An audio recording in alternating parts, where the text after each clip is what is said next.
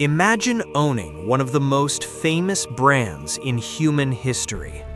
For over 2,000 years, the world knew your land as the source of luxury, mystery, and imperial power. Your name was synonymous with kings, gardens, and the very cradle of civilization. That name was Persia. Now, imagine waking up one morning and deciding to erase that name from the map. Not because you were conquered, not because you lost a war, but because you chose to.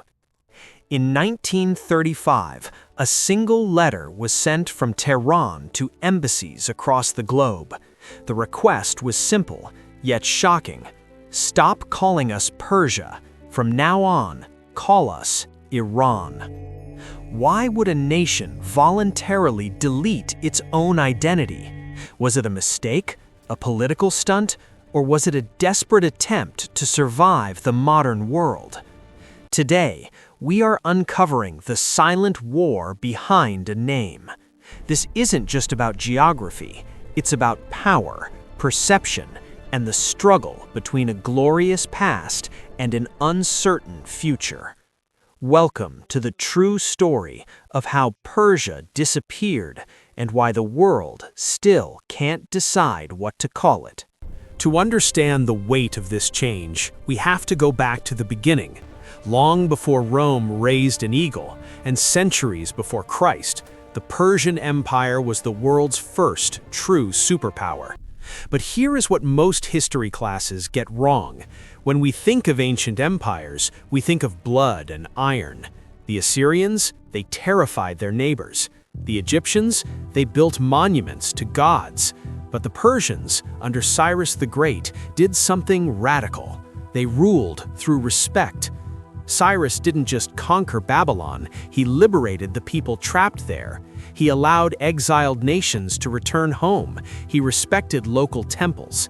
He created a system where diversity wasn't a threat, it was a strategy. This was the Persian brand. It stood for sophistication, tolerance, and unmatched wealth. When Greeks spoke of Persia, they spoke with a mix of fear and envy. They saw a land of gold, complex bureaucracy, and roads that stretched like veins across continents.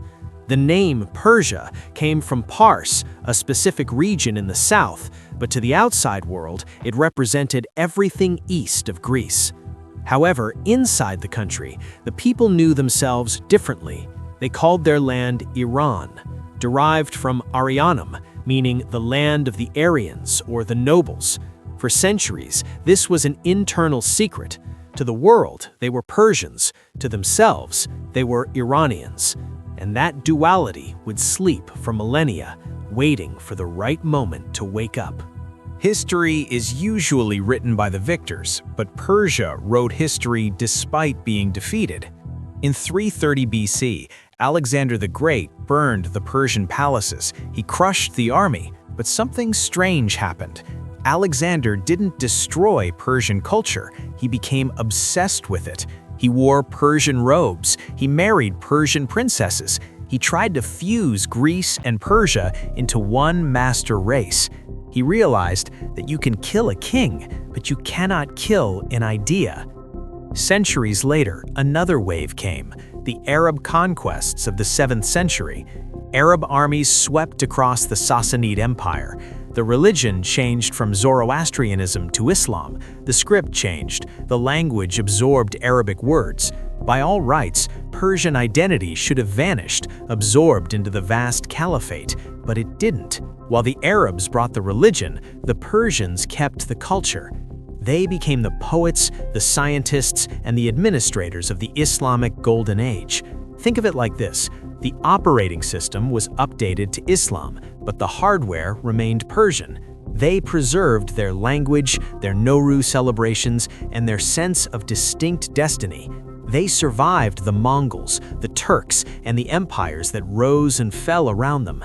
But by the time we reached the 16th century, a major shift occurred that would define the modern borderlines of identity. Enter the Safavid dynasty. They did something that permanently separated Iran from its neighbors. While the Ottoman Empire to the west and the Mughals to the east were Sunni, the Safavids declared Shia Islam the state religion. This wasn't just theology, it was geopolitics. It created a border not just of land, but of the soul. It reinforced the idea that this region was unique. It wasn't just part of the Arab world, it was a distinct entity with its own lineage. During this time, the name Iran began to appear more frequently in official documents within the country, but outside, the West still clung to Persia. To a British diplomat or a French merchant, Persia evoked images of rugs, cats, and the exotic tales of 1001 Nights. And that brings us to the 20th century. The world was changing, empires were collapsing, and a new king looked at the name Persia and saw a problem. Reza Shah Pahlavi was a man on a mission. He wanted to drag his nation into the modern era. He looked at neighbors like Turkey, where Ataturk was westernizing everything. He saw Persia as a label given to them by foreigners. It felt colonial. It felt like a relic of the past. To him, Persia sounded exotic, weak, and backward. It reminded the West of a fallen empire they could dominate. Iran, however, sounded sovereign. It sounded indigenous. It meant land of the nobles. So, in 1935, he made the call. He demanded the international community use the native name. The backlash was immediate. Inside Iran, poets and historians were furious. They felt he was cutting the thread connecting them to Cyrus and Darius. They argued that Persia was the brand that commanded respect in history books. To drop it was to erase their glory. Outside, the West was confused. For decades, governments resisted. The British even continued using Persia in some documents until 1959. It was a diplomatic tug-of-war, but eventually the maps were redrawn. Persia was gone. Iran was here.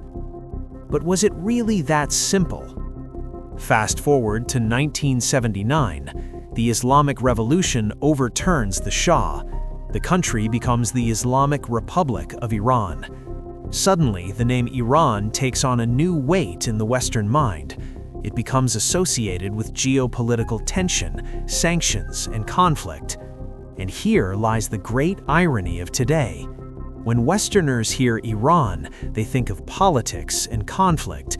But when they hear Persia, they think of art, culture, history, and beauty. The name change was supposed to modernize the country's image. Instead, it created a split personality. The culture is still Persian. The state is Iran.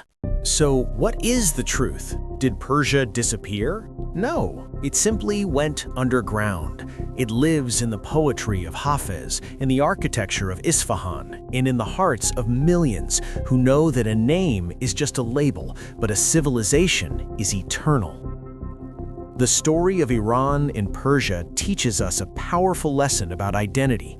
You can change your name on a passport, you can change your flag, but you cannot change your history. The world may call it Iran today, but the legacy of Persia is too heavy to ever truly vanish. What do you think? Should countries hold on to their ancient names or adapt to the modern world? Let us know in the comments below. If you enjoyed this journey through time, make sure to hit that subscribe button. We have many more hidden histories to uncover. Until next time, keep questioning the map.